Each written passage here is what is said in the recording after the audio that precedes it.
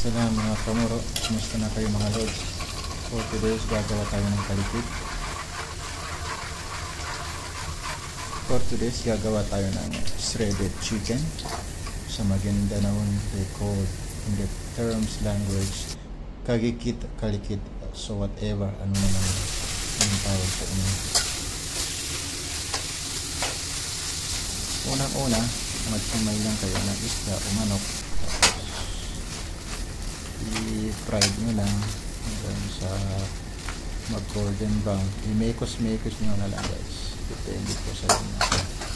Sa akin naman guys ay hindi ko siya dinamihan ng mantika kasi bawal sa akin ng mantika.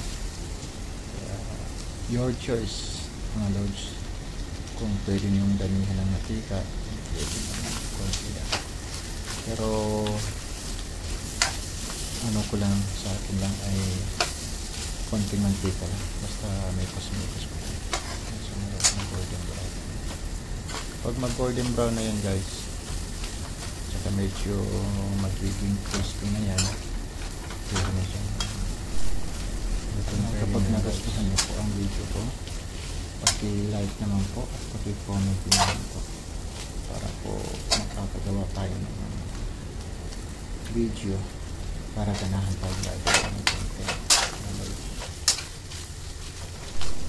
Okay, hanggang sa susunod, hanggang sa muli, magkita-kits tayo sa mga susunod ko pang gagawin video.